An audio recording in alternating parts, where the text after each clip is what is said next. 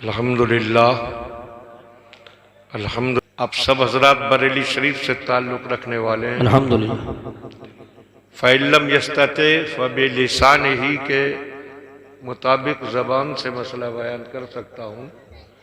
बरेली शरीफ का फतवा यह है कि ये फ़ोटोग्राफी जायज़ नहीं, चाहे आप कैमरे से करें या मोबाइल से करें, ये जायज़ नहीं, नाजायज़ है। करने वाले गुनाहगार हैं। अगर आप खुद करते हैं तो हम इसके जिम्मेदार नहीं, हम इससे बरीओ बेजार। और हजरात रात अच्छी खासी गुजर गई और मजमा भी अच्छा खासा चला गया। आप जितने लोग भी हैं, अगर ये लगे कि आप हैं, देखने में तो हैं मगर लगे भी कि आप हैं, तब मैं कुछ देर बोलने की कोशिश करूंगा इंशाअल्लाह। हाँ, लगेगा कैसे, जरा बोलिए। सुभान माशाअल्लाह। सबको मालूम है क्या बोला जाता, मैं नहीं कहा क्या बोलिए, समझदार लोग हैं। फिर से बोल दीजिए। अल्लाह ने आवाज दी है तो आवाज इस्तेमाल अल्लाह का नाम लेने में तो कीजिए, बोलिए। फिर ऐसे बोलते रहें तो थोड़ी देर बोलने की कोशिश करूं। ये मिंबर पे तशरीफ फरमा हजरात भी थोड़ी मोहब्बत खुलूस का मुजाहरा करें। कोई जोर दबाव तो नहीं, मगर मोहब्बत के अपने तकाजे होते हैं। तो तकाज़ाए मोहब्बत को पूरा करते हुए आप हजरात भी थोड़ा साथ दें। एक बार फिर बोलिए सुभान अल्लाह। सुभान अल्लाह। अब इसी आवाज में जिसको याद हो वो दुरूद पाक पढ़ ले। अल्लाहुम्मा सल्ली अला सय्यिदना मौलाना मोहम्मद व अला आलि सय्यिदना मौलाना मोहम्मद व बारिक व सल्लिम सलातो व सलामुन अलैका या रसूल अल्लाह सल्लल्लाहु तआला अलैहि वसल्लम। अभी माहिर उलूम व फ़ुनून हजरत अल्लामा मौलाना तालिब हुसैन साहब सरकार गौसे आजम के ताल्लुक से बहुत ईमान अफरोज खिताब फरमा रहे थे। जलसे का नाम जश्न गौसुल वरा है। इस मुनासबत से हजरत अल्लामा ने आपसे खिताब किया। हम लोग कितने खुशकिस्मत हैं, अपनी किस्मत पर जितना नाज करें कम। रसूल वो मिला जो रसूल आजम है, और वली वो मिले जो गौसे आजम है। कितनी बड़ी किस्मत है हमारी कि अल्लाह ने हमें उस रसूल की उम्मत में पैदा किया, जो रसूल सारे रसूलों का भी रसूल है, सारे नबियों का भी रसूल है, सारी मखलूक का रसूल है। वो हमारे रब का रसूल। सुभान। उनकी शान कितनी बुलंद। खुद इरशाद फरमाते हैं, अना सय्यदो वुल्दे आदमा यौमल क़ियामा व अना अव्वलो मन यनशक्कु अन्हुल क़ब्रो व अना अव्वलो शाफ़िउ व अव्वलो मुशफ़्फ़ा। रसूल कौनैन की शान देखिए। इरशाद फरमाते हैं, मैं क़यामत के दिन आदम की सारी औलाद का सरदार हूं। सुभान। जरा देखें, अहले इल्म तवज्जो फरमाएं। इरशाद फरमाया, मैं कयामत के दिन आदम की सारी औलाद का सरदार हूं। कयामत के दिन के लिए क्यों फरमाया? बेशक वो दुनिया में भी सबके सरदार है और कयामत में भी सबके सरदार हैं, मगर कयामत ही के लिए क्यों कहा? आज अगर हम कहते हैं हमारे आका सारे इंसानों के सरदार, तो कोई कह सकता है कि आपके रसूल अपने दौर के तो सरदार होंगे, लेकिन अगर हजरत ईसा होते तो वो सरदार ना होते। अगर हजरत मूसा होते तो तुम्हारे रसूल सरदार ना होते। अगर हजरत इब्राहिम होते तो तुम्हारे रसूल सबके सरदार ना होते। इस तरह लोग कह सकते हैं।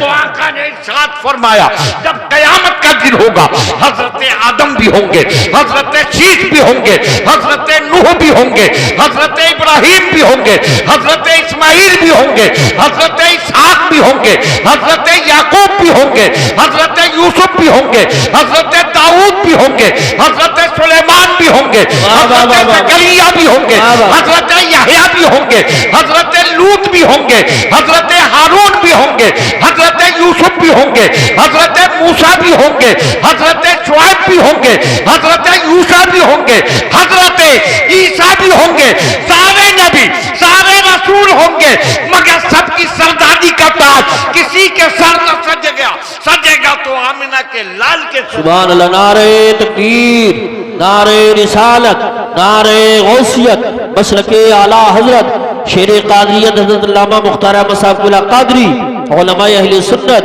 जश्न गौसुल वरा। सुभान। सब देखेंगे कि सबकी मौजूदगी में सबके सरदार हैं मदीने वाले आका। माशाअल्लाह। और देखा तो दुनिया ने, इस दुनिया में भी जब मेराज की रात थी और सरकार मस्जिद अक्सा तशरीफ ले गए, जब मस्जिद अक्सा में पहुंचे हैं बैत मुकद्दस में, तो पूरी मस्जिद नमाजियों से भरी हुई। जी बेशक। कौन है ये नमाजी? हजरत आदम से लेकर हजरत ईसा अलैहिस्सलाम तक जितने भी नबी, जितने भी रसूल तशरीफ लाए, सब मस्जिद अक्सा में सफ बनाए तशरीफ फरमा।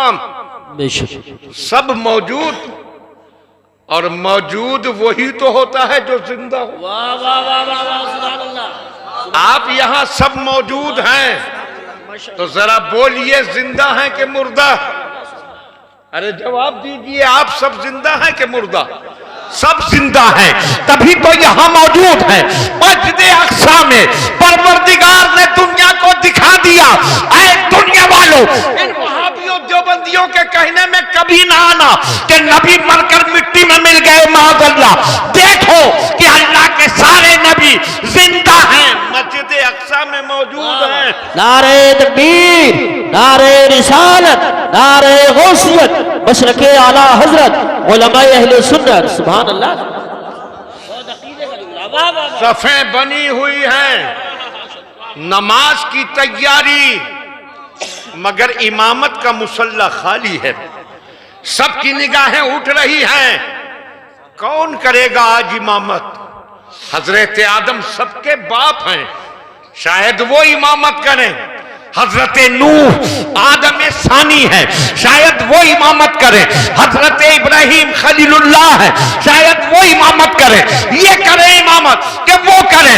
इतने में हजरत जिब्राइल ने आका का हाथ पकड़ा, सरकार किसका इंतजार है? इमामत के मुसल्ले पर आइए, आपके होते हुए कौन इमामत कर सकता है? ये सब अपनी अपनी उम्मतों के इमाम है, और आप सारे नबियों रसूलों। वाह वाह वाह वाह वाह वाह, सुभान अल्लाह। सुभान। दुनिया ने यहां भी देखा, इमामत के ताज आपके सर पर सजा है, और दुनिया कयामत में भी देखेगी कि सबकी मौजूदगी में रसूल कौनैन के सर पर सरदारी का ताज होगा। और सारा जमाना देखेगा कि बेशक सारे नबी और रसूल अजमत वाले हैं, मर्तबे वाले हैं, रिफत वाले हैं, मगर आमिना के लाल सब में बेमिसाल, उनकी शान बेमिसाली। दुनिया क्या समझ सकती है? ये उलमा तशरीफ फरमा है। हजरत मौलाना तालिब हुसैन साहब कहें हमारे आका बेमिसाल हैं।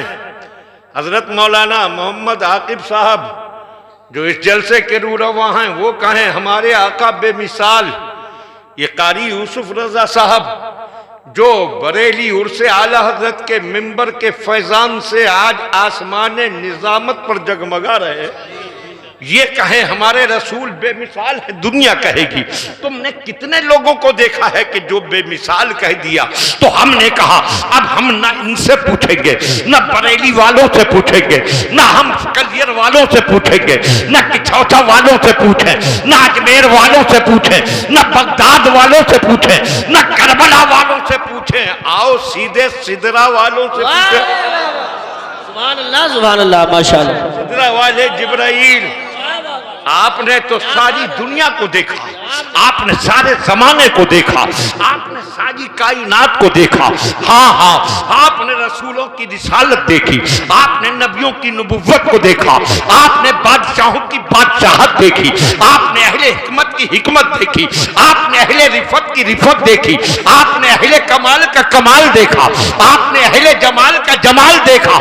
हाँ, हजरत आदम की उबुव्वत आपने देखी, हजरत शीश की मारिफत आपने देखी, हजरत नूह की शुजाअत आपने देखी, हजरत इब्राहिम की खुल्लत आपने देखी, हजरत इसहाक की रजा आपने देखी, हजरत इस्माइल की कुर्बानी आपने देखी, हजरत जकरिया की मासूमियत आपने देखी, हजरत यहया की शहादत आपने देखी, हजरत दाऊद की खिलाफत आपने देखी, हजरत सुलेमान की शहनशाहियत आपने देखी, हजरत शुआइब की हिमायत आपने देखी, हजरत यूसा की रिफाकत आपने देखी, हजरत लूत की हिकमत आपने देखी, हजरत दानियाल की मोहब्बत आपने देखी, हजरत याकूब का एतिमाद आपने देखा, हजरत यूसुफ का जमाल आपने देखा, हजरत मूसा का जलाल आपने देखा, हजरत ईसा का कमाल आपने देखा।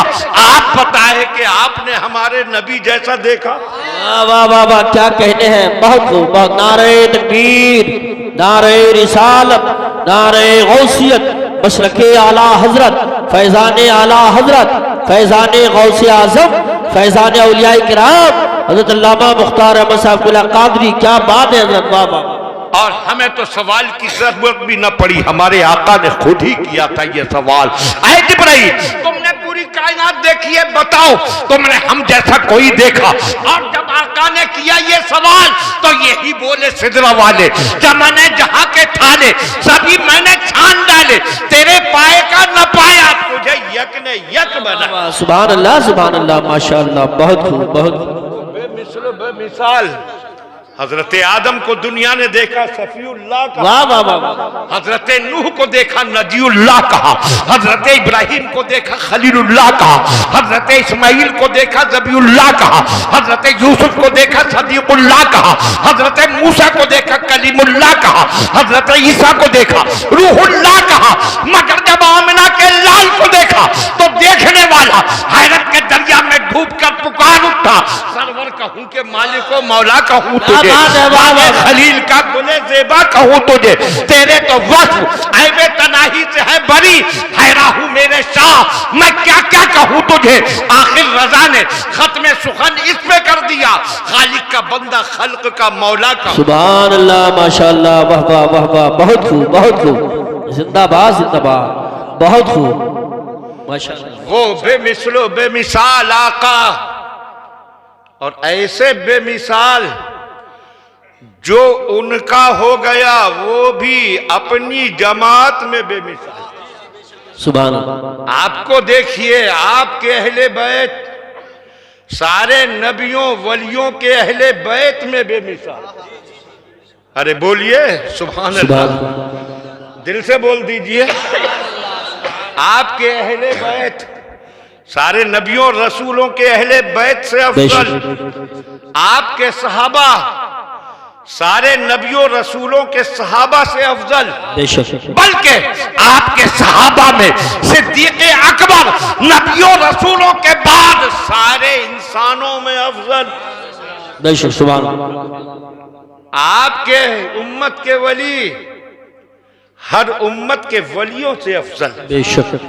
शान देखो अहले बैत, सरकार के घर वाले और सहाबा, वो मोमिन जिन्होंने सरकार की जियारत की, ईमान पर दुनिया से रुखसत हुए, उन सहाबा को देखो और अहले बैत को देखो।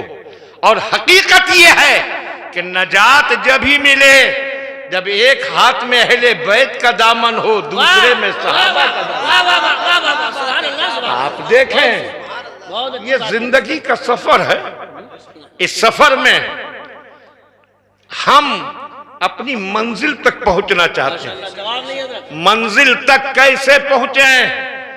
आप उस जमाने में जो पिछला जमाना था, जब समंदर में लोग सफर करते थे, चलती थी कश्तियां, अब समंदर में जब कश्ती चलेगी तो अब सोचिए कि वही लोग तो साहिल तक, किनारे तक पहुंचेंगे जो कश्ती पर सवार होंगे।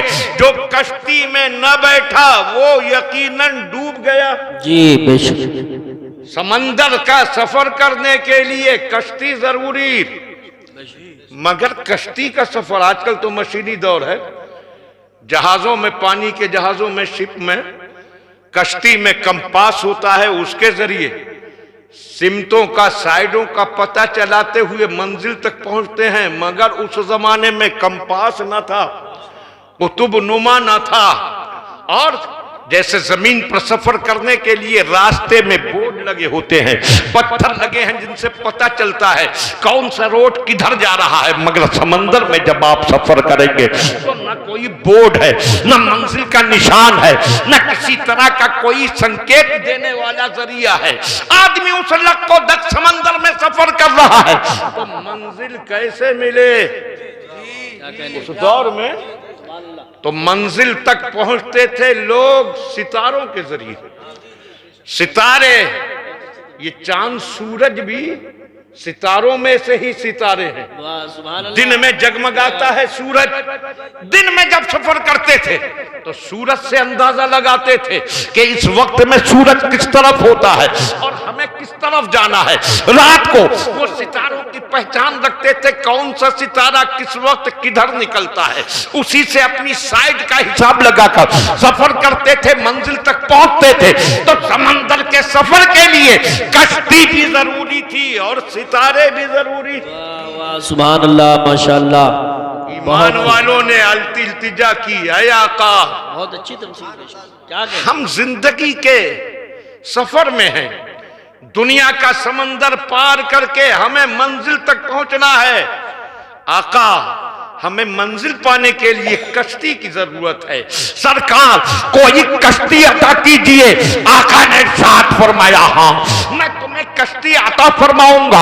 इरशाद फरमाया, अला इन्ना मसाला अहले बैती मिसलो सफीनते नूह मन रकेबहा नजा व मन तखल्लफा अन्हा गरक। इरशाद फरमाया, सुन लो, मेरे अहले बैत की मिसाल हजरत नूह की कश्ती की तरह। सुभान अल्लाह, सुभान अल्लाह, माशाअल्लाह, माशाअल्लाह। अहले बैत कश्ती है जो इस पर सवार हुआ नजात पा गया, बेशक। और जिसने इस कश्ती को छोड़ दिया वो डूब गया। आका ने ऐलान कर दिया, मेरे अहले बैत कश्ती है, जिनको मंजिल तक जाना है वो इस कश्ती पर सवार हो जाए, अहले बैत के दामन के साए में आ जाए, वो दुनिया के समंदर में सफर करेगा सलामती के साथ। इल्तिजा किया आका, मगर मंजिल तक पहुंचने के लिए सितारों की भी तो जरूरत है। आका, सितारे भी तो आता हूं। बेशक, सुभान अल्लाह। सरकार ने फरमाया, हाँ मैं सितारे भी दूंगा। इरशाद फरमाया, असहाबी का नुजूम बेअय्यिहिम इक्तदैतुम इहतदैतुम। मेरे सहाबा सितारों की तरह हैं, तुम इनमें से जिसकी पैरवी करोगे हिदायत पा जाओगे। आका ने ऐलान कर दिया, अहले बैत कश्ती है, सहाबा सितारे हैं, वही मंजिल तक पहुंचेगा जो अहले बैत वाला भी हो, सहाबा वाला। सुभान अल्लाह। नारे तकबीर, नारे रिसालत, नारे गौसियत, मसलके आला हजरत, फैजान अहले बैत तहार, फैजान सहाबाए किराम, हजरत अल्लामा मुख्तार अहमद साहिब क़िबला। सुभान अल्लाह, सुभान। इसलिए आला हजरत इमाम अहमद रजा ने फरमाया, अहले सुन्नत का है बेड़ा पार। बोलिए दिल से सुभान अल्लाह। अहले सुन्नत का है बेड़ा पार। क्यों पार है? तो आला हजरत वजह बताते हैं, असहाबे हुजूर नज्म हैं और नाव है इतरत रसूलुल्लाह की। कहते हैं आला हजरत, क्योंकि सरकार के सहाबा सितारे हैं और आका के अहले बैत कश्ती हैं, और सुन्नियों के है एक हाथ में अहले बैत का दामन, एक हाथ में सहाबा का दामन, दोनों से ताल्लुक, इसलिए अहले सुन्नत का बेड़ा पार। अब जिन्होंने सहाबा की मोहब्बत में अहले बैत की शान में गुस्ताखी की वो भी हलाक, और जो अहले बैत के हवाले से सहाबा की गुस्ताखी करें वो भी तबाह। आज आदमी सहाबा के बारे में कुछ भी कह देता है। हम कहेंगे सहाबा को बुरा न कहो, लोग कहेंगे बेड़ी का मुख्तार कह गया। तो मुख्तार की ना सुनो, अहमद मुख्तार की सुनो। माशाअल्लाह माशाअल्लाह सुभान इरशाद सुनो, इरशाद फरमाते हैं अनबी सईद अल खुदरी काला काला रसूलुल्लाह सल्लल्लाहु तआला अलैहि वसल्लम ला तसुब्बू अस्हाबी। हजरत अबू सईद खुदरी बयान करते हैं कि सरकार ने इरशाद फरमाया मेरे सहाबा को बुरा न कहो। बेशक सुभान अल्लाह। और ये मत समझिए हदीस किसी ऐसी वैसी किताब में, ये बुखारी शरीफ में भी है, मुस्लिम शरीफ में भी, दोनों में ये हदीस मौजूद। आका फरमा रहे हैं कि मेरे सहाबा को बुरा ना कहो। तो आप मुसलमानों सोचो, मौलाना तालिब मना नहीं कर रहे, कोई और आलिम मना नहीं कर रहे, ये मुख्तार मना नहीं कर रहा, मदीने वाला अहमद मुख्तार मना फरमा रहा। माशाअल्लाह माशाअल्लाह। उसके बाद भी जो सहाबा को बुरा कहे वो नाफरमान हमारा नहीं, वो मदीने वाले का नाफरमान है। और याद रखो कि नजात और सलामती सरकार के फरमान पर अमल करने में है। जो दुनिया में आका के फरमान पर अमल करेगा वही कयामत में नजात पाएगा। सुभान अल्लाह माशाअल्लाह माशाअल्लाह। कयामत में तो शान ये होगी सरकार की कि सब मौजूद और सबकी सरदारी का ताज आका के सर पर। बेशक देख लो कि सारे इंसानों का ताजदार कौन है, सारे इंसानों का सरदार कौन है। बेशक वो सबके सरदार हैं, सबके ताजदार हैं। सुभान अल्लाह माशाअल्लाह। और फरमाते हैं वह अना अव्वलो मन यनशक्कु अनहुल कब्र। और जब कयामत का दिन होगा, ये जहन में रखिए, कयामत बरहक है, कयामत आना है, मरने के बाद दोबारा जिंदा होकर रब के दरबार में हाजिर होकर हिसाबो किताब देना। ऐसा नहीं कि कोई बच जाए, जिसको कयामत पर यकीन न हो वो मोमिन ही नहीं। वक्त आएगा कयामत का जब दुनिया में कोई भी मोमिन न रहेगा, एक भी साहिब ईमान न होगा, सारे मुसलमान खत्म हो जाएंगे, हर तरफ कुफरी कुफ्र होगा, हर तरफ शिर्क ही शिर्क होगा। तब कयामत आएगी और दुनिया मिटा दी जाएगी। मोमिनों सीना तान कर कहो कि ये दुनिया उसी वक्त तक कायम है जब तक ईमान वाले बाकी। सुभान अल्लाह माशाअल्लाह माशाअल्लाह। रब का हुक्म होगा हजरत इसराफील को, सूर फूंको। सूर फूंकेंगे और जब फूंकना शुरू करेंगे तो शुरू में हल्की आवाज होगी, सुरीली किस्म की, लोग कान लगाएंगे, फिर तेज होगी और तेज और तेज, दिल धड़धड़ाने लगेंगे और तेज होगी, कानों के पर्दे फटने लगेंगे और तेज होगी, लोग मर मर के गिरने लगेंगे और तेज होगी कि पहाड़ों की धज्जियां बिखरने लगेंगी, जमीन बिखरने लगेगी और तेज होगी, आसमान टूटकर गिरने लगेंगे और तेज होगी, पूरी कायनात मिटने लगेगी, यहां तक के कुछ न रहेगा, सब फना। बेशक अल्लाह। इसराफील रहेंगे ना, उनकी सूर सब खत्म। और अल्लाह जब तक चाहेगा यही रहेगा। फिर फरमाएगा लिमनिल मुल्कुल यौम, आज किसकी बादशाहत है? बड़े करते थे बादशाहत के दावे, मैं बादशाह हूं, मैं बादशाह हूं, मैं इसका मालिक हूं, मैं उसका मालिक हूं, ये मेरा है, वो मेरा है, यहां मेरी हुकूमत है, वहां मेरी हुकूमत है। फरमाएगा आज किसकी बादशाहत? सन्नाटा, कोई है ही नहीं, बोले कौन? तो खुद फरमाएगा लिल्लाहिल वाहिदिल क़हार, अल्लाह ही की बादशाहत है जो एक है और क़हार है। सब फना हो गया। फिर जब अल्लाह की मर्जी होगी हजरत इसराफील को जिंदा करेगा, सूर को दोबारा बनाएगा और फिर हुक्म देगा फूंको सूर। अब फूंकना शुरू करेंगे तो मिटा हुआ फिर बनने लगेगा, सब दोबारा फिर जिंदा होने लगेंगे। लोग कहते हैं ये मौलाना लोग फूंक मारते हैं, क्या होता है इनकी फूंक से? तो देखें कि फूंक का असर इतना होता है कि हजरत इसराफील की एक फूंक से सब मिट गया, दूसरी फूंक से सब बन गया। बेशक वाह, सब कुछ तैयार बन गया। आदमी के जहन में आता है शैतान वसवसे डालता है कि जब मिट गए और खत्म हो गए तो दोबारा कैसे बनाए जाएंगे। आदमी को मौत आ गई, कब्र में दफन कर दिया, किसी ने जला दिया, हवा में उड़ गया, कोई कब्र में गया, कब्र की मिट्टी ने उसके बदन को खा लिया, नामो निशान न रहा, दोबारा बनेगा कैसे। शैतान दिमाग में वसवसा डालता है। तो ये सोचो कि जब तुम न थे तो कैसे बने। जी जी बेशक। सब दिन से नहीं है हम आप। जब हमारा वजूद न था तो हमको अल्लाह ने बनाया, और अल्लाह की शान तो बहुत आला, उसके लिए न पहली बार बनाना मुश्किल, न दोबारा बनाना मुश्किल, मगर आम लोगों के लिए आप समझिए, मिसाल से कोई भी चीज पहली बार बनाना मुश्किल होता है, लेकिन बनी हुई चीज को बिगाड़ कर दोबारा बनाना आसान होता है। तो जरा बताइए कि जिस खुदा ने पहली बार हमको बना दिया तो बिगाड़ कर दोबारा क्यों नहीं बना सकता। बेशक बेशक। कयामत का दिन जब आएगा, हज़रत इसराफील दूसरी बार सूर फूंकेंगे तो कब्रें खुलना शुरू होंगी, सब बन जाएगा, कब्रें खुलेंगी, मुर्दे निकलेंगे। सबसे पहले कौन निकलेगा? इरशाद फरमाते हैं वाना अव्वलु मन यनशक्कु अनहुल कब्र, सबसे पहले मेरी तुरबत खुलेगी और मैं अपनी तुरबत से बाहर तशरीफ लाऊंगा। सुभान अल्लाह, माशाअल्लाह।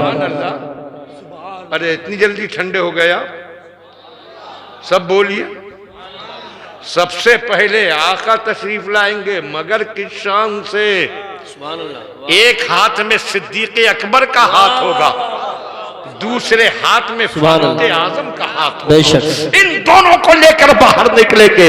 ये हजरत सिद्दीक अकबर वो हैं जो सरकार के गार में भी साथी हैं, मजार में भी साथी। सुभान अल्लाह, माशाअल्लाह माशाअल्लाह। दोनों को लेकर बाहर आएंगे, और जैसे ही आप बाहर तशरीफ लाएंगे कब्रें और खुलना शुरू होंगी।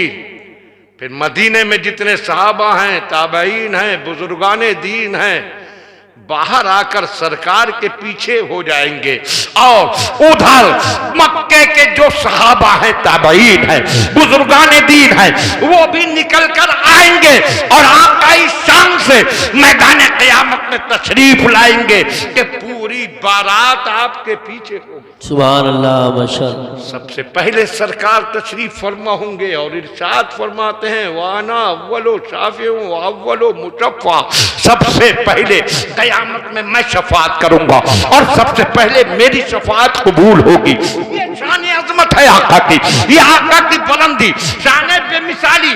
मगर इसके बावजूद दीन हम तक पहुंचाने के लिए कैसी तकलीफें उठाई। बेशक। आज लोगों का हाल ये है, ये जलसा हसनपुर के इन जलसा कराने वालों ने इसलिए नहीं सजाया कि उनके बाप दादा का जिक्र हो, इसलिए सजाया कि मदीने वाले दाता का जिक्र हो, दीन की बातें बताई जाएं और दीन के हकाम लोगों तक पहुंचाए जाएं। लोग आए, रात थोड़ी ज्यादा हुई, उठ उठकर कितने लोग चले गए। आज दीन को सुनने के लिए हम एक रात की कुर्बानी नहीं दे सकते, मगर देखो आका ने कितनी कुर्बानियां दी। रास्ते में कांटे बिछे, आप पर पत्थर बरसाए गए, आपको गालियां दी गई, आपके पीछे तालियां बजाई गई, आपकी गर्दन में चादर डालकर आपका गला दबाने की कोशिश की गई, आप पर कैसे कैसे जुल्म के पहाड़ तोड़े गए, मगर आका का ऐलान एक ही था, मैं हर जुल्म उठाता जाऊंगा, तुम्हें इस्लाम का पैगाम सुना। सुभान अल्लाह। नारे तकबीर, नारे रिसालत, नारे गौसियत, मसलके आला हजरत, फैजान आला हजरत, फैजान गौसे आजम, फैजान औलिया किराम, शेर कादियत हजरत अल्लामा मुख्तार अहमद साहब क़िबला। सुभान आका ने हम तक दीन पहुंचाने के लिए कितनी मुसीबतें उठाई हैं, इसका एक मंजर देखना हो तो आओ मैदान उहुद की तरफ चलो। आपको मैं तारीख का सफर कराते हुए ले चलता हूँ मैदान उहुद की तरफ। मैदान बद्र से काफिर शिकस्त खाकर भागे थे, उनके बड़े बड़े लोग मारे गए थे, और फिर वो उसका बदला लेने के लिए चले थे बड़ी तैयारियों के साथ। बद्र में आए थे 1000 और उहुद की तरफ आ रहे थे 3000। 3000 की फौज चली थी मक्के से ताकि मदीने का नामो निशान मिटा दे, मदीने के मुसलमानों को फना कर दे, इस्लाम की बुनियादें उखाड़ फेंके, माज़अल्लाह किसी को न छोड़े। जा रहा है पूरा सैलाब। सरकार को खबर मिली, वो लोग बढ़ते बढ़ते आ गए मदीने के करीब। उहुद पहाड़ी के सामने थोड़ी दूर जबल ईर है, उसके पहलू में उन्होंने डेरे डाल दिए। मदीना सिर्फ 3 मील के करीब ही रह गया, सामने ही मदीना है। सरकार ने सहाबा को जमा किया है और फिर आपने मशवरा किया, बोलो जंग की 2 सूरतें हैं, एक तो हम बाहर निकलकर वहीं मुकाबला करें उनसे, और दूसरी सूरत यह है कि हम मदीने में रहें और दुश्मन जब मदीने में दाखिल हो तो मदीने के गलियों में घेर घेर के मारें, गलियों में मुकाबला करें और छतों से पत्थर बरसाएं। इस तरह मक्के से आने वाले कुफ्र के सैलाब को यही फना कर दे। बोलो राय सबकी क्या है? आका की मर्जी यही लग रही थी कि मदीने के अंदर मुकाबला हो, और भी संजीदा किस्म के सहाबा ने यही मशवरा दिया कि अंदर ही मुकाबला किया जाए, बाहर न निकला जाए। मगर जो पुरजोश नौजवान थे उन्होंने कहा, नहीं आका, हम इन काफिरों को मदीने की धरती पर कदम नहीं रखने देंगे।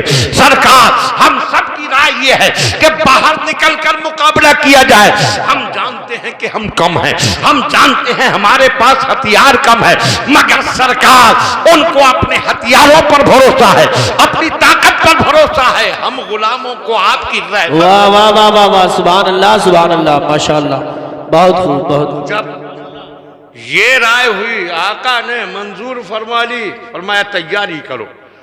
और फिर सरकार तैयारी के लिए अपने हुजरे पाक में गए। पढ़िए तारीख कि जब हुजरे पाक में तैयारी के लिए गए तो 2 सहाबी साथ आका को तैयार कराने के लिए हुजरे में गए। कौन है ये दोनों?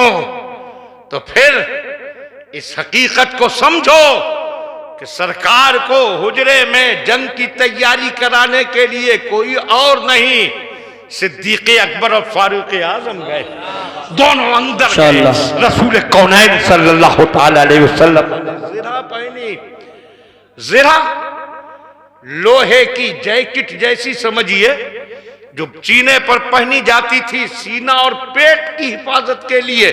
दुश्मन वार करे तो लोहे की वो ज़िरा सीने और पेट को बचा ले। सरकार ने ज़िरा पहनी है, सर पाक पर इमामा शरीफ बांधा, उसके ऊपर खौद लोहे का टोप, आजकल के हेलमेट जैसा समझ लीजिए, जिसके सामने चेहरे पर जंजीरें पड़ी होती थी, इतने फासले से कि जंजीरों के बीच से नजर आए, मगर दुश्मन चेहरे पर तलवार मारे तो जंजीरें रोक ले। और उसके बाद सरकार ने तलवार अपने बगल में हमाइल की, हाथ में नेज़ा लिया, और जब इस शान से बाहर निकले हैं तो वो सहाबा जो मस्जिद में जमा थे, उन्होंने जब ये हाल देखा तो सब अपनी राय पर परेशान हुए, सबके दिल धड़कने लगे। सरकार ने आज पहली बार पूरे हथियार लगाए हैं, यकीनन हालात नाजुक सामने आने वाले हैं। सहाबा बिलख पड़े थे, या रसूल अल्लाह, हमने जज्बात में अपनी राय दे दी थी, मगर सरकार अब हम अपनी राय वापस लेते हैं, की जो मर्जी हो वो करे। सरकार आप ये ज़िरा उतार दें, खौद उतार दें, हथियार उतार दें और मदीने में रहकर ही मुकाबला कर ले। आका, हम अपना मशवरा वापस लेते हैं। सरकार ने इरशाद फरमाया, सुन लो, अल्लाह का नबी जब अपने बदन पर हथियार सजा लेता है तो जिहाद के बगैर कभी हथियार उतारा नहीं करता। बेशक, सुभान अल्लाह सुभान अल्लाह। सरकार ने सहाबा को जमा किया, सब तैयारी की हालत में हैं, और फिर आप लेकर जब चले थे, मदीने से बाहर आए, नजर डाली तो 8-8, 10-10 साल के बच्चों की एक जमात भी साथ में। वाह वाह। सरकार उनकी तरफ तशरीफ ले गए। बच्चों, तुम्हारी उम्रें अभी इस लायक रही कि तुम चलो, तुम वापस जाओ, तुम क्यों आए हो? उस वक्त बच्चों के जज्बात बोल रहे थे और बच्चों का जज्बा ईमानी पुकार रहा था, या रसूल अल्लाह, हम बच्चे जरूर हैं मगर मोमिन तो हम भी हैं। आपके मुनादी ने ऐलान किया था कि अल्लाह के रसूल ने सारे ईमान वालों को बुलाया है, तो हम ईमान वाले होकर पीछे कैसे रह जाते। सरकार हमें भी ले चले। आका वापस कर रहे हैं और बच्चे जिद कर रहे। तो एक रिवायत के मुताबिक सरकार ने एक लकड़ी ली, उस पर निशान लगाया, फरमाया अपनी लंबाई नापो, जो इस निशान तक लंबा होगा वो चलेगा, छोटा रह गया वापस। बच्चे नपने लगे, उससे छोटे सबके कद थे, वो वापस कर दिया करने के लिए उनको एक तरफ खड़ा कर दिया गया। एक ऐसा बच्चा भी था कि जो आगे बढ़ा और उन्होंने जब उस लकड़ी के करीब पहुंचकर नजर डाली, अंदाजा लगाया मैं थोड़ा कम रह जाऊंगा। नाम है उनका राफे बिन खुदैद। जब वो लकड़ी के पास पहुंचे तो ईमान वालों जज्बा देखो, मोहब्बत देखो, ईमान का तकाजा देखो। वो लकड़ी के बराबर उचक्कर पंजों के बल खड़े हो गए और सर पहुंचा दिया निशान तक। सुभान अल्लाह, माशाअल्लाह माशाअल्लाह। मैं तो पूरा हूं। मुझे ले चले लोगों ने बताया कि ये तीरंदाजी इस उम्र में बहुत अच्छी कर लेते। सरकार ने उनको शामिल होने की इजाजत दे दी और जैसे ही उनको इजाजत मिली वो खुशी से झूमते हुए मुजाहिदीन की तरफ बढ़े। एक बच्चा जो अलग कर दिया गया था, नाम था उनका समरा इब्ने जुंदुब, वो आगे बढ़े, आंखों से आंसू बह रहे हैं, होठों से सिसकियां निकल रही है। या रसूल अल्लाह, आपने इनको तो शामिल कर लिया और मुझे वापसी का हुक्म दिया, जबकि आया का जब भी खेल में मेरी और इनकी कुश्ती होती है हमेशा मैं इनको पछाड़ा करता हूँ, ये हारते हैं मैं जीता करता हूँ। ऐसा कैसे हो सकता है कि हारने वाला आपके साथ जाए और जीतने वाला वापस हो जाए। आया का ये जाएंगे तो मैं भी जाऊंगा, और अगर यकीन ना हो तो अभी करा लीजिए कुश्ती। सरकार ने कुश्ती की इजाजत दी और हजरत सुमरा ने अपने दावे के मुताबिक हजरत राफे को पछाड़ लिया। सरकार ने उनको भी इजाजत दे दी। देखने वालों का बयान है कि जब उनको इजाजत मिली तो वो बच्चा इतना खुश नजर आ रहा था जितना जिंदगी में कभी खुश नजर नहीं आया। सुभान अल्लाह, माशाअल्लाह माशाअल्लाह। सरकार अपने जानिसारों को लेकर चले, तादाद थी 1000, मगर उनमें 300 मुनाफिक थे। मैदान उहुद में पहुंचकर वो तीनों वापस हो गए। सर 300 वापस हो गए, कुल 700 रह गए। जबल उहुद पहाड़ के दामन में आपने पड़ाव किया। सामने दुश्मन है, तादाद है 3000 और आपके साथ है कुल 700। जबल उहुद के बराबर में एक पहाड़ी थी जिसका नाम था जबल ऐनैन, अब उसका नाम जबल रुमात रख दिया गया है। सरकार ने उस पहाड़ी पर 50 तीरंदाजों को खड़ा किया था। तो मैं इसी पहाड़ी पर रहना है, हमारी चाहे जीत हो या हार हो, मगर तुम्हें इस पहाड़ी को छोड़ना नहीं। इसलिए कि जबल उहुद और उस पहाड़ी के बीच में एक घाटी थी कि जिसका रास्ता उहुद पहाड़ के पीछे से होकर निकल जाता था। खतरा यह था कि दुश्मन उहुद पहाड़ का चक्कर काटकर इस घाटी से मुसलमानों पर पीछे से हमला न कर दे, इसलिए उन 50 को वहां खड़ा किया। और फिर जब जंग शुरू हुई थी, कैसी जंग थी। 700 सहाबा, जिनमें से 50 तो पहाड़ी पर ही थे, 650 3000 से भिड़ गए थे। और आलम यह था कि उन काफिरों मुशरिकों का झंडा था तलहा बिन अबू तलहा के हाथ में। परचम वो लहराए था, झंडा वो पकड़े था। हजरत अली मुर्तजा ने पहले ही मुकाबले में उसको मार गिराया। उसके दूसरे भाई ने झंडा उठाया, हजरत अमीर हमजा के हाथों मारा गया। तीसरे भाई ने उठाया, उसको भी किसी ने मार गिराया। फिर तलहा के एक बेटे ने उठाया, मारा गया। दूसरा बेटे ने उठाया, मारा गया। तीसरे ने उठाया, वो भी जहन्नम रसीद किया गया। चौथे ने उठाया, वो भी मार गिराया गया। 11 लोगों ने झंडा उठाया और अहले ईमान ने सबको जहन्नम में पहुंचाया। वाह वाह, सुभान अल्लाह। नारे तकबीर, नारे रिसालत, नारे गौसियत, मसलके आला हजरत, उलमाए अहले सुन्नत। 11 आलम बरदारों को मारा, इतनी शुजात से लड़े अहले ईमान कि थोड़ी ही देर में काफिरों में भगदड़ मच गई।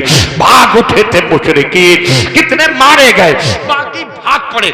मुसलमान पीछा कर रहे थे, मगर उस मौके पर वो 50 जो तीरंदाज थे, उन लोगों ने उस पहाड़ी को छोड़ दिया। ज्यादातर लोगों ने अपने सरदार से कहा कि हुजूर का हुक्म था, जो हुक्म था वो जंग तक के लिए था, तो दुश्मन भाग खड़ा हुआ, हम इस पहाड़ी से उतरकर माले गनीमत जमा कर ले। उनके जो कमांडर थे उन्होंने रोका भी, मगर वो नहीं माने, चले गए नीचे उतरकर।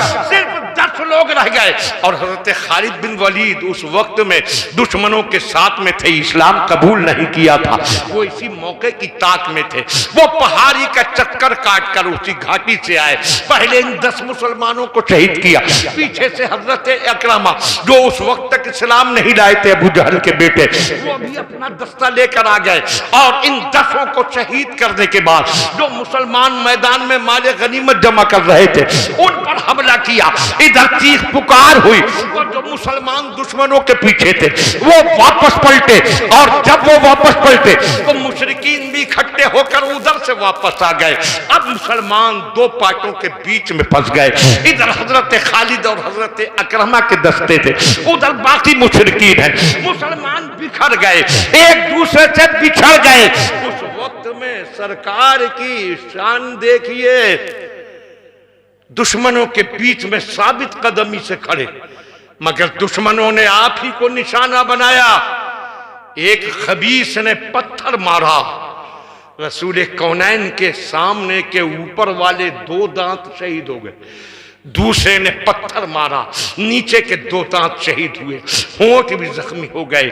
एक मरदूद ने चेहरे पर तलवार का वार किया, जिसके नतीजे में जो खौफ की कड़ियां चेहरे पर लटक रही थी, उन खौफ की जंजीरों की 2 कड़ी सरकार के रुखसार में हड्डी के अंदर घुस गई, बेवस्त हो गई। आपकी पेशानी पर किसी जालिम ने पत्थर मारा, पेशानी से खून उबल पड़ा, सरकार के खून निकल रहा। मालिक इब्ने सनान नामी एक सहाबी रदी अल्लाह ताला अन्हु, वो आगे बढ़े और आपके जख्म पर अपने होंठ रखकर आपके खून को चूसा और पी गए। सहाबा ने कहा ये क्या किया? सरकार ने फरमाया सुनो, जिसके खून में मेरा खून मिल गया उसको जहन्नम की आग नहीं छुएगी। वाह वाह वाह, सुभान अल्लाह, माशाअल्लाह माशाअल्लाह। आका ने एक कपड़ा लिया, खून साफ कर रहे हैं, पूरी मुकद्दस दाढ़ी पर खून ही खून है, सरकार साफ करते जा रहे हैं, एक कतरा भी जमीन पर नहीं गिरने दे रहे। इरशाद फरमाया कि अगर मेरे खून का एक कतरा भी जमीन पर गिर गया तो अल्लाह का आम अजाब नाजिल हो जाएगा और जमीन पर कभी हरियाली नहीं उगेगी। सरकार जख्मी, जख्म से सरकार कितने जख्मी है, आपके चेहरे मुबारक पर कई तलवारों के जख्म आए हैं। ऐसे आलम में एक जालिम ने जब आपके मुकद्दस सर पर तलवार मारी तो दुश्मनों ने कुछ गड्ढे खोद दिए थे जिनको घास फूस से ढक दिया था ताकि मुसलमान उसमें गिरे। सरकार ऐसे ही गड्ढे के करीब थे, उसने जब तलवार मारी तो सरकार उस गड्ढे के अंदर चले गए, सरकार गड्ढे में गिरे। हजरत तलहा रज़ी अल्लाह तआला अन्हु जल्दी से गड्ढे में कूद गए और सरकार को नीचे से सहारा दिया। हजरत शेर खुदा अली मुर्तजा ने ऊपर से हाथ पकड़कर खींचा, इस तरह सरकार गड्ढे से बाहर तशरीफ लाए, मगर आपके मुकद्दस घुटनों पर खराश आ गई। एक जालिम ने पत्थर मारा, आपकी कोहनी जख्मी हो गई, चेहरे पर बहुत से जख्म है, 2 दांत ऊपर के 2 दांत नीचे के शहीद हो गए हैं, आपका नीचे का मुकद्दस होंठ जख्मी है, आपकी कोहनी जख्मी है, आपका चेहरा जख्मी है, आपके घुटने जख्मी है। खुदा की कसम अगर आका इशारा कर देते तो जब उंगली के एक इशारे से आसमान का चांद 2 टुकड़े हो सकता है, इनकी तरफ इशारा कर देते तो सब तबाह बर्बाद हो जाते।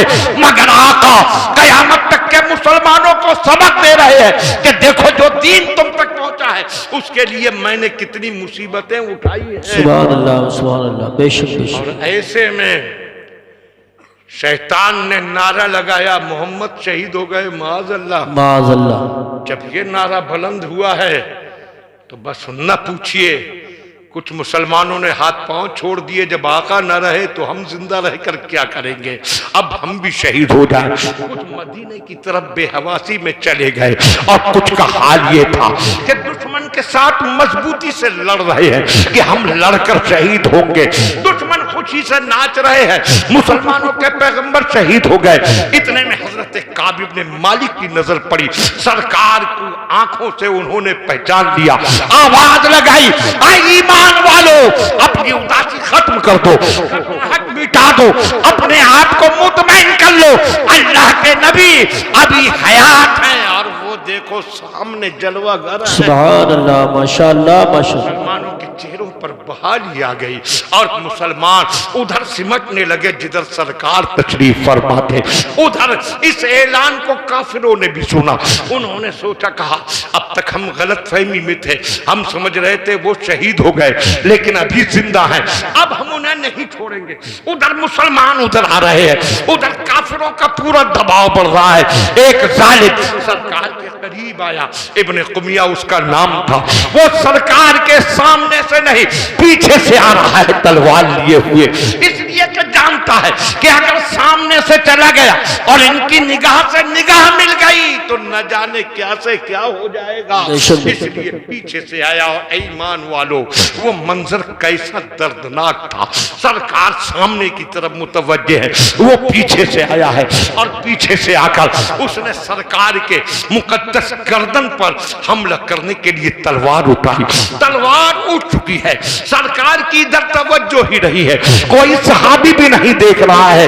हजरत उम्मे इमारा नाम की एक सहाबी है, एक खातून, एक औरत वहां मौजूद थी, उनकी निगाह पड़ गई, इब्ने कुमिया की तलवार उठ चुकी है, सरकार की मुकद्दस गर्दन की तरफ जा रही है, लम्हों की देर है कि तलवार मुकद्दस गर्दन तक पहुंच जाएगी। अब क्या करूं?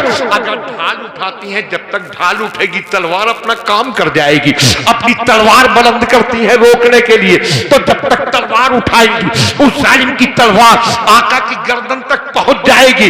उस वक्त में उस खातून ने कितना बड़ा फैसला किया था, ना उन्होंने तलवार उठाई ना ढाल उठाई। जब तलवार दुश्मन की आका के करीब आई, हजरत उम्मे मारा ने बढ़कर अपनी गर्दन सरकार की गर्दन के सामने कर दी। कैसा जज्बा, दुश्मन की तलवार शाने पर पड़ी, उनका शाना कट गया और फिर वो अपनी तलवार उठाकर उसकी तरफ लपकी तो इब्ने कुमैया भाग निकला था। रसूल कौनैन के दीवाने सरकार के करीब आ गए, अजीब मंजर था, अजीब हाल था। सरकार अपने सहाबा को समेटकर पहाड़ की तरफ बढ़े, उधर सरकार के मुकद्दस रुखसार में वो लोहे की जंजीर की कड़ियां घुसी हुई है, मुकद्दस हड्डी में घुसी है, हाँ पूरा बदन जख्मी जख्मी है। और उस वक्त में मदीने की खवातीन दौड़ पड़ी थी मैदान उहद की तरफ, जब ये खबर सुनी थी कि सरकार शहीद हो गए, औरतें दौड़ पड़ी और आने के बाद वो जख्मियों की खिदमत में लग गई। आका की सलामती की खबर मिली, मुतमईन हुई, जख्मियों को पानी पिला रही है, मरहम पट्टी कर रही है। उनमें कौन कौन है? उनमें सरकार की प्यारी बीवी हजरत आयशा सिद्दीका भी है और आपकी शहजादी खातून जन्नत फातिमा, माशाअल्लाह माशाअल्लाह, सर से पांव तक चादरों में लिपटी हुई जख्मियों की खिदमत में लगी हैं। और उधर सहाबे किराम एक एक जख्मी आका के चारों तरफ मौजूद हैं और हजरत अबू उबैदा बिनुल जर्राह रदियल्लाहु ताला अन्हु सरकार के रुखसार से वो लोहे की कड़ी निकालने की कोशिश में लगे हैं। उस वक्त में सोचिए हजरत फातिमा ज़हरा भी वहां आ गई होंगी, सारे सहाबा वहां मौजूद हैं।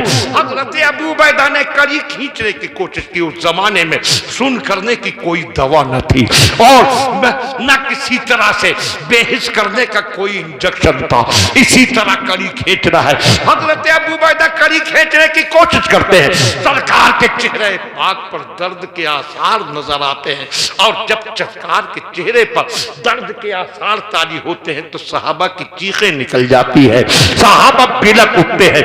जरा सोचिए, सहाबा तड़प रहे हैं, सहाबा बिलक रहे हैं, सहाबा की सिसकियां निकल रही है तो खातून अपने जन्नत का क्या हाल होगा, फातिमा ज़हरा का क्या हाल होगा।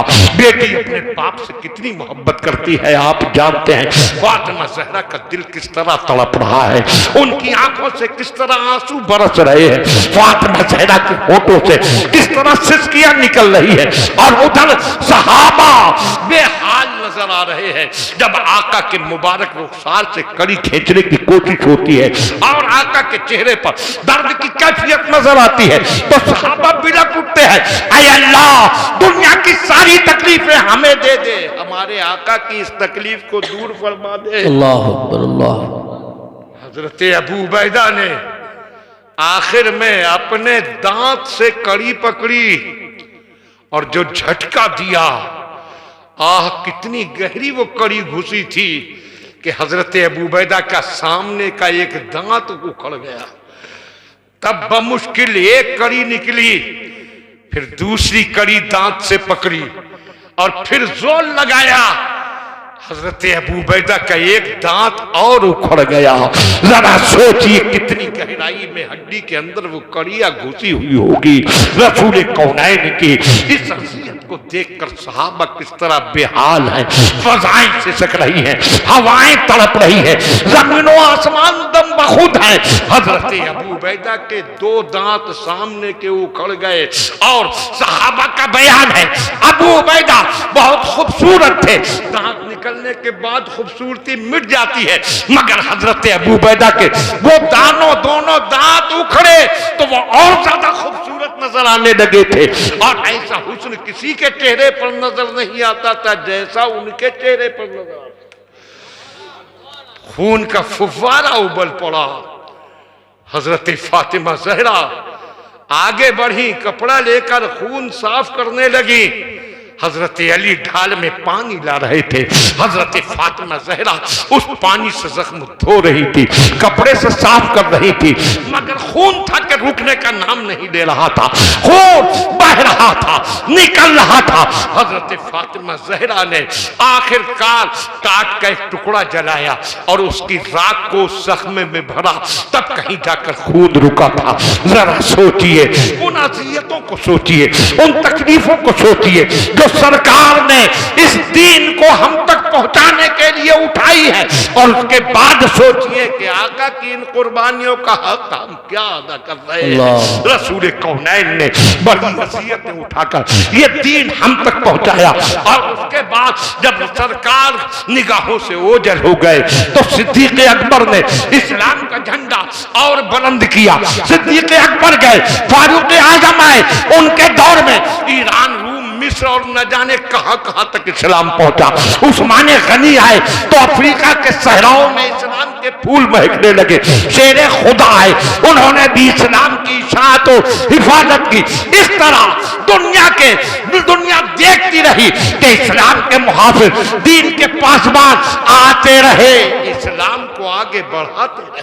बेशक सुभान अल्लाह, माशाअल्लाह माशाअल्लाह। और आया बनु अब्बास की खिलाफत का, तो बनु अब्बास के दौर में मुसलमानों के पास दौलत बहुत थी, इतनी दौलत थी कि मुसलमान उसका तसव्वुर भी नहीं कर सकते हैं। और जब दौलत ज्यादा आई, मुसलमान ऐश परस्तियों में पड़ गया और फिर इस्लाम की सूरत तब्दील की जाने लगी। ऐशो इशरत में डूबकर बदकारियों और गुनाहगारियों का पैकर बनने लगा मुसलमान। उस दौर में इस्लाम में नई रूह फूंक रहे और इस्लाम को जिंदा करने के लिए गौसे आजम तशरीफ लाए। और गौसे आजम की शान, आपने जश्न गौसुल वरा मनाया, तो ये भी देखो कि गौसे आजम अपने चाहने वालों को किस तरह मुसीबतों से बचाते हैं। गौसे आजम तशरीफ फरमा है, महफिल लगी हुई है और आपके चाहने वाले, आपके मुरीद, आपके शागिर्द बैठे हैं। इतने में एक मुरीद आया, आकर एक तरफ बैठ गया, चेहरे पर उदासी है, आंखों में आंसू भरे हुए हैं, लबों से सिसकियां खारिज हो रही है। इरशाद फरमाया, ऐ मेरे मुरीद, मेरे दरबार में आकर तो रोते हुए भी हंसते हैं, तुझ पर क्या मुसीबत पड़ी कि इतना बेचैन? अल्लाह। कहने लगा, हुजूर मेरे दिल पर कयामत गुजर गई, मेरे ऊपर ऐसी मुसीबत पड़ी है कि उसको बयान करना भी मुश्किल। फरमाया, बताओ। ये वो दरबार है जहां हर मुश्किल हल की जाती। बेशक कहने लगा हुजूर सबके सामने नहीं, तन्हाई में बता सकता हूं। सबको हटाया, फरमाया अब बता क्या हुआ। तो कहने लगा हुजूर अल्लाह ने मुझे एक बेटी अता फरमाई, बेटी भी बहुत खूबसूरत थी, मैंने बड़ी हिफाजत से उस बच्ची की परवरिश की, मेरी बेटी नौजवानी की मंजिल को पहुंच गई है। आज बेटी छत पर चढ़ी थी और छत से हो गई गायब। सरकार छत से उतरने के लिए कोई और रास्ता नहीं, घर का जीना उस जीने से उतरी नहीं, छत पर है नहीं, घर में तलाश किया, घर में नहीं, शक मिटाने के लिए आस पड़ोस पर भी नजर डाल ली बहानों से, मगर मेरी बेटी है आका, अरे पीरो मुर्शिद न छत पर है, न घर में है, न आस पड़ोस में है, और न किसी रिश्तेदार के यहाँ है। सरकार अब ये बात घर तक महदूद है, बाहर निकल गई बड़ी बदनामी होगी, बड़ी रुसवाई होगी। हुजूर करम कीजिए और मेरी बेटी मुझे वापस दिला दीजिए। दुनिया कह रही है अल्लाह बगदाद में है, बगदाद खिलाफत इस्लामिया की राजधानी, यहाँ खलीफा भी है, वजीर भी हैं, अमीर भी हैं, वजीर आजम भी है, तुझे अपनी बेटी तलाश कराना है। पुलिस महकमा भी था, उस पुलिस महकमे में चला जाता, किसी अफसर के पास जाता, किसी वजीर के पास जाता, वजीर आजम के पास जाता, खलीफा के पास जाता। एक फकीर की खानकाह में क्यों आया? तो उसका अकीदा बोल रहा है मैं इसलिए यहाँ आया हूँ कि मेरी गुमी हुई बेटी को वापस दिलाना न किसी अफसर का काम है, न वजीर का काम है, न खलीफा का काम है, न वजीर आजम का काम है, ये तो सिर्फ गौसे आजम का। सुभान अल्लाह। नारे तकबीर, नारे रिसालत, नारे गौसियत, मसलके आला हजरत, फैजान आला हजरत, फैजान गौसे आजम, फैजान औलिया इकराम, शेर कादरियत। सुभान सरकार गौसे आजम ने आंखें बंद की, सर झुकाया और चंद ही लम्हों में सर उठाकर आंखें खोली, इरशाद फरमाया चेहरे से उदासी दूर कर दे, आंखों के आंसू साफ कर ले, दिल को मुतमईन कर ले, तेरी बेटी मिलेगी, इज्जत के साथ मिलेगी, जिंदा सलामत मिलेगी।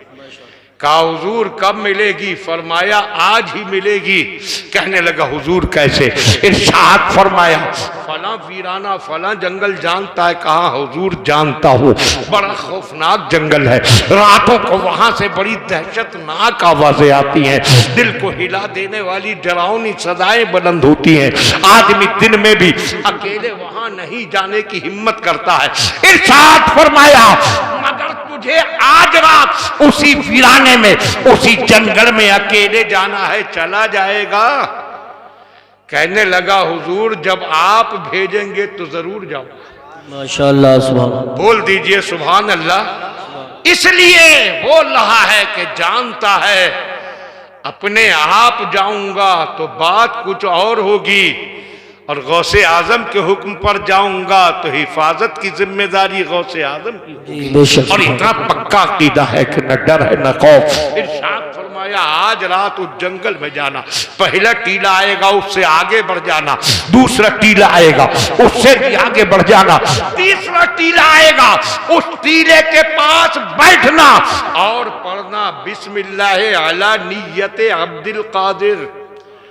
पढ़ने के बाद उंगली पर फूंकना और उस उंगली से अपने चारों तरफ दायरा खींच लेना, सर्किल बना लेना, हल्का बना देना और मुतमईन होकर बैठ जाना। थोड़ी देर गुजरेगी, आधी रात के बाद जिन्नात की फौजें वहां से गुजरना शुरू होंगी, डरावनी सूरत वाले जिन्नात खौफनाक आवाजें निकालते हुए तेरी तरफ बढ़ेंगे, तुझे देखकर गज़ब में डूबकर तुझ पर हमला करने के लिए बढ़ेंगे। मगर खबरदार डरने की जरूरत नहीं, इसलिए कि दुनिया का कोई जिन मेरे नाम पर खींचे हुए दायरे को पार नहीं कर सकता। सुभान अल्लाह। माशाअल्लाह। मुतमईन बैठे रहना, उस लकीर से टकरा टकरा कर वापस हो जाएंगे। आखिर में जिन्नात के शहनशाह की सवारी आएगी, बड़े कर्रो फर से घोड़े पर सवार वो आएगा, उसके साथ उसके खास जिन्नात का दस्ता होगा, वो तुझे देखेगा, वो तेरी लपटेगा और छोड़। शहंशाह जिन्नात की ताकत बहुत है। जिन्नात का शहंशाह इशारों में मजबूत से मजबूत इमारत को उठा दे और मजबूत से मजबूत पेड़ को उखाड़ दे, पहाड़ों को हिला डाले, कलियों को तोड़ डाले, फसीलों को सरनगू कर दे। बड़ी ताकत रखता है शहंशाह जिन्नात। शहंशाह जिन्नात ये सब कर सकता है, मगर मेरे नाम पर खींची हुई लकीर को वो भी पार नहीं कर सकता। बेशक सुभान। घबराना नहीं, वो आएगा और लकीर से टकरा कर रुक जाएगा तो उससे पूछेगा कि किस लिए आए हो, तो कह देना कि मुझे मेरे पीर शेख अब्दुल कादिर जिलानी ने भेजा। सुभान।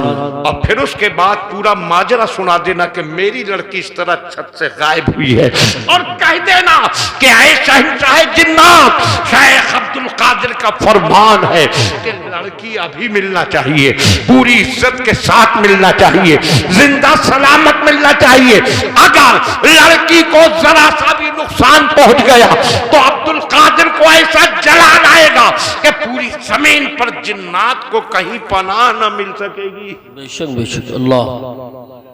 सुन रहे हैं तो बोल दीजिए सुभान अल्लाह। सुभान। जरा बोलिए, आपको ये पता चल जाए कि यहां से एक जिन गुजरने वाला है तो महफिल में तो क्या पूरे गांव में भी एक आदमी नहीं रहेगा। मगर वहां देखो, उसको न कोई खौफ न दहशत, रात के सन्नाटे में जंगल में चल दिए, जंगल को पार करते हुए तीसरे टीले तक पहुंचे और जाकर वहां बैठे, उंगली पर बिस्मिल्लाह अला नियत अब्दुल कादिर पढ़कर फूंका और चारों तरफ लकीर खींच दी, हल्का बनाया, मुतमईन बैठ गया। और फिर जिन्नात की फौजें आना शुरू हुई।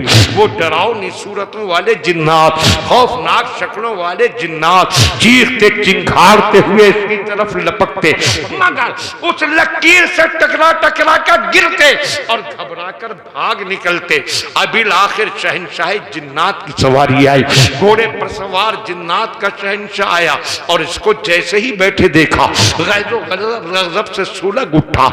एक इंसान की इतनी हिम्मत के मेरे रास्ते में बैठा हुआ है, वो शहंशाह जिन्नात पूरे कर्रो फर के साथ आगे बढ़ा, गैज़ो गज़ब में डूबा, चीखता चिंघाड़ता खौफनाक आवाजें निकालता हुआ इसकी तरफ लपका, मगर इसको कोई खौफ नहीं। इसका जज्बा पुकार रहा है, इसके दिल की धड़कनें पुकार रही है। जितना चीखना है चीख ले, जितना दहाड़ना है दहाड़ ले। तेरी चीख और दहाड़ से सारी दुनिया डर जाए, मगर जो गौसे आजम के साए में होगा वो कभी नहीं डर सकता। बेशक सुभान। वो भी आया, लकीर से टकराया और वो भी रुक गया। पूछने लगा, ये इंसान तू कौन है, यहां क्यों आया? कहा, मैं गौसे आजम शेख अब्दुल कादिर जिलानी का मुरीद हूं और उन्हीं का भेजा हुआ आया हूं।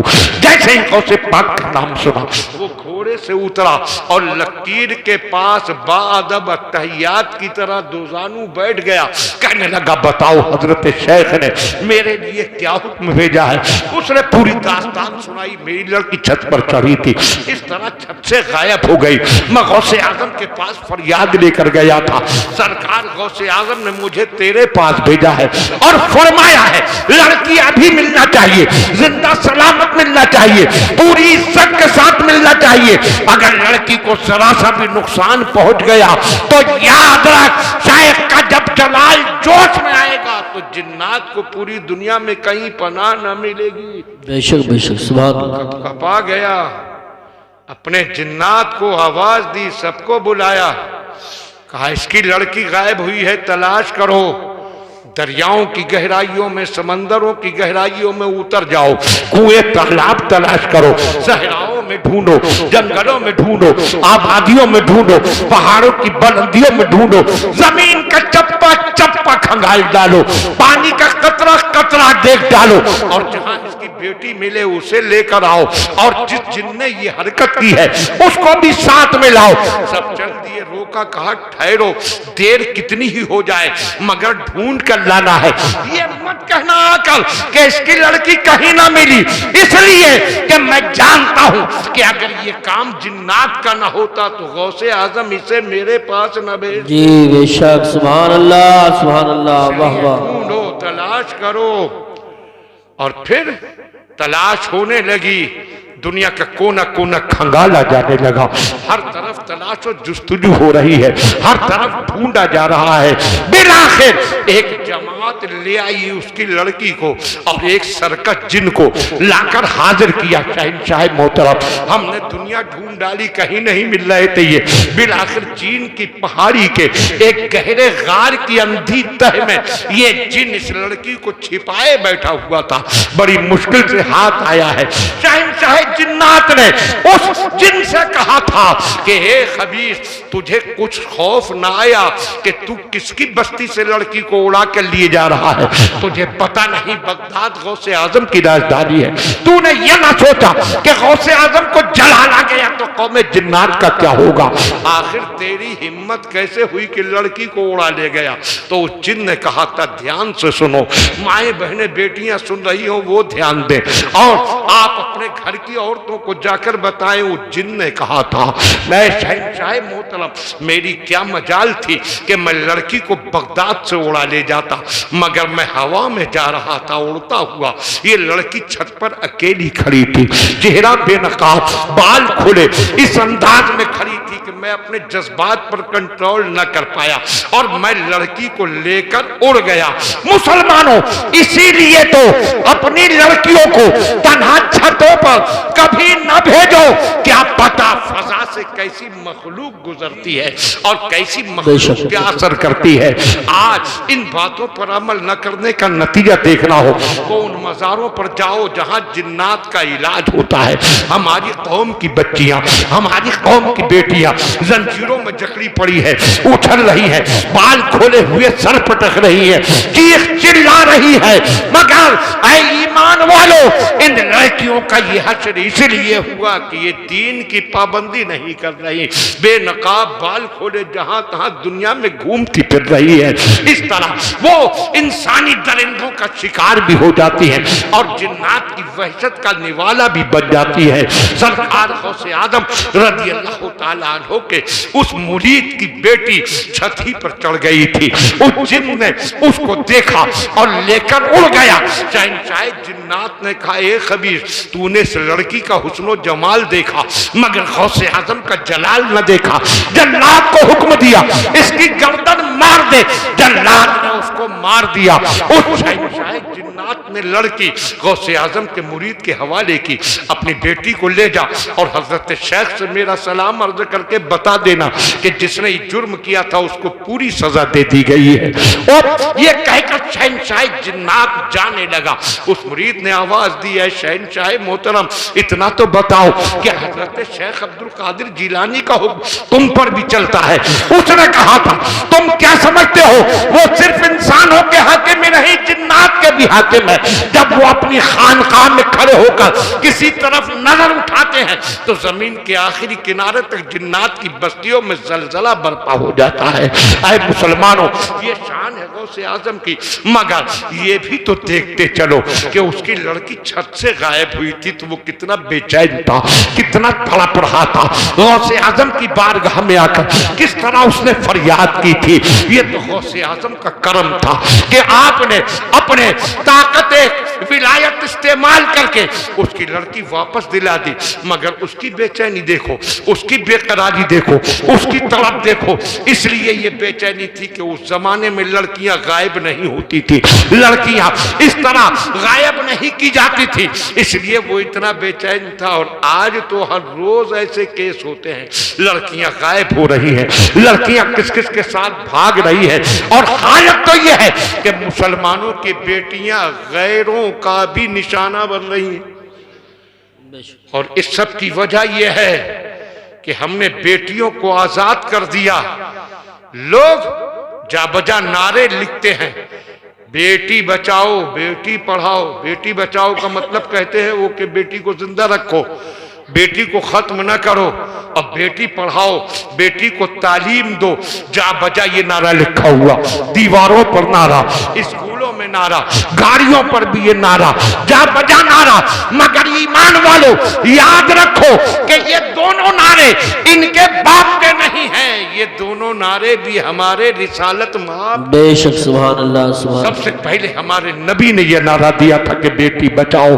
जब बेटियों को जिंदा गाड़ा जाता था, बेटियों को जिंदा दफन कर दिया जाता था, बेटी को दुनिया में सांस लेने का मौका नहीं दिया जाता था, हंसती खेलती बच्ची, मुस्कुराती गाती बच्ची, बाप उसको खुद पकड़ता था और ले जाकर जमीन में दफन कर देता था, गड्ढा खोदता था।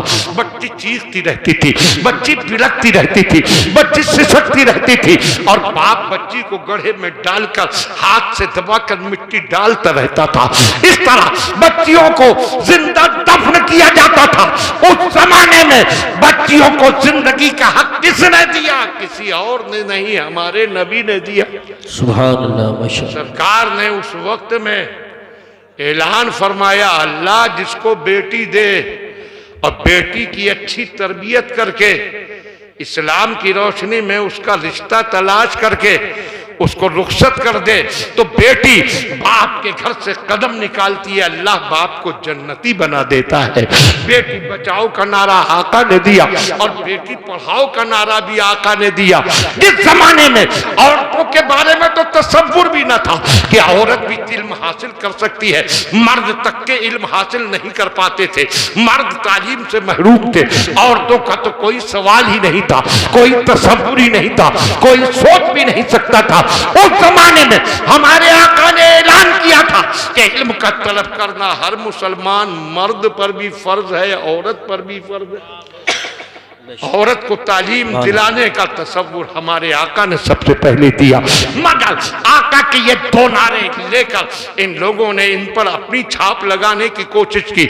मगर ये भी याद रखो, आका ने तीसरा नारा और भी दिया था, लड़की बचाओ, जिंदा रखो, उसकी जिंदगी बचाओ, लड़की पढ़ाओ, उसे तालीम दिलाओ और लड़की रखाओ, यानी उसकी इज्जत और आबरू की हिफाजत भी। हमारे इस्लाम ने सिखाया लड़की की इज्जत की हिफाजत करो, लड़की की इज्जत और आबरू को बचाओ। और आज इस तीसरे नारे को खत्म कर दिया गया और आलम यह है कि गैर हमारी बेटियों को खुसूसियत से निशाना बना रहे। ये भेज रहा है अपनी बच्ची को स्कूल, कोचिंग सेंटर, खूब पढ़ाऊंगा बेटी को, पढ़कर क्या लेगी? तुम्हारे बेटों को तो नौकरियां मिल नहीं रही, बेटियों को कहां से मिलेगी? हाँ, इनके मिशन को समझो और इस्लाम के दुश्मनों के जहनों को समझो। हमारी बेटियों को निशाना बनाने के लिए इनके कैसे कैसे जाल है कोचिंग सेंटरों पर, हमारी बेटियों को निशाना बनाते हैं, स्कूलों कॉलेजों में हमारी बेटियों को निशाना बनाते हैं। और इन दूसरों का रोना क्या, अपने ही कौन सी कमी छोड़ रहे हैं? ये मोबाइल जब से आया पूरा मुआशरा समाज तबाह होकर रह गया। इस मोबाइल ने कैसे कैसे गजब ढाए हैं। इज्जतों के सौदे इसी के जरिए होते हैं, लड़कियों को जाल में इसी के जरिए फंसाया जाता है। किसी की फेसबुक के जरिए दोस्ती हो गई, किसी की व्हाट्सएप के जरिए दोस्ती हो गई, तरह तरह से दोस्ती करने के बाद फिर उनको अपना निशाना बनाते हैं। याद रखो ऐ नौजवानों, कुरान का हुक्म देखो, रब फरमाता है कुल लिल मुमिनीना यगुद्दू मिन अबसारिहिम, मुसलमान मर्दों से कह दो अपनी निगाहें झुकाए रखें। और फिर आगे चलकर दूसरी आयत में फरमाता है वह कुल लिल मोमिनाते यगदुदना मिन अबसारिहिन्ना, और मुसलमान औरतों से कह दो अपनी निगाहें झुकाए रखें। रब मर्दों को हुक्म देता है तुम भी अपनी निगाहें झुकाओ, औरतों को हुक्म देता है तुम भी अपनी निगाहें झुकाओ। और जब निगाहें झुकी रहेंगी तो इज्जतें बची रहेंगी। माशाअल्लाह माशाअल्लाह, अच्छा पैगाम है। निगाहें बहकती हैं, दिल बहकता है, दिल बहकता है तो मुआशरा तबाह होता है, समाज बर्बाद होता है, इज्जतें निशाने पर आती हैं। और ऐ मुस्लिम नौजवानों, याद रखो, किसी की बेटी को अगर तुम अपना निशाना बनाते हो तो वो बेटी तुम्हारी कौन है? इस्लाम ने बताया कि मुसलमान आपस में भाई, बेशक सुभान अल्लाह। वो तुम्हारी ईमानी बहन है, तुम्हारी जिंदगी, तुम्हारी जिम्मेदारी उसकी हिफाजत करना है, ना कि उसकी इज्जत को निशाना बनाना। और तुम्हारी जिम्मेदारी उसको बचाना है, ना कि उसको दलदल में गिराना। याद रखो, आज हर दिन जो इस तरह के वाकयात हो रहे हैं वो आज की आजादी ने पैदा किए हैं, इसलिए आज ऐसे वाकयात का कोई असर भी नहीं होता, मगर उस जमाने में ऐसे वाकयात नहीं होते थे। इसलिए हुजूर सैयदना गौसे आजम रज़ी अल्लाह तआला अन्हु का वो मुरीद इतना बेचैन था। और गौसे आजम की ताकत देखो कि आपने उसकी बेटी को जिन्नात के पंजे से छुड़ाकर दुनिया को बता दिया कि अब्दुल कादिर जीलानी की ताकत को देखो। जैसे इंसान उनके ताबे फरमान है, वैसे ही जिन्नात भी। बेशक सुभान अल्लाह। इसलिए आलम ये था, आपके जमाने में कामिल था जिसने जिन अपना ताबे कर रखा था। एक दिन उसने उस जिन को बुलाने का अमल पढ़ा, जब अमल पढ़ता था जिन फौरन हाजिर होता था। एक दिन उसने अमल पढ़ा मगर जिन नहीं आया, फिर पढ़ा नहीं आया, फिर पढ़ा नहीं आया, देर हुई। बहुत देर के बाद उसने फिर पढ़ा तो जिन हाजिर हो गया। इसने पूछा कि मैंने पहले अमल पढ़ा, तू क्यों नहीं आया? उसने कहा मैं ऐसी जगह था कि उस जगह किसी का अमल असर ही नहीं करता है। कहने लगा तू कहां था? कहने लगा मैं उस वक्त गौसे आजम के पास की महफिल में था, और जब हम गौसे आजम की महफिल में हो तो किसी आमिल का अमल हम पर असर नहीं करता। उसने कहा क्या तुम भी उनकी महफिल में जाते हो? कहने लगा कि तुम क्या समझते हो, उनकी महफिल में जितने इंसान होते हैं उससे ज्यादा कहीं जिन्नात होते हैं।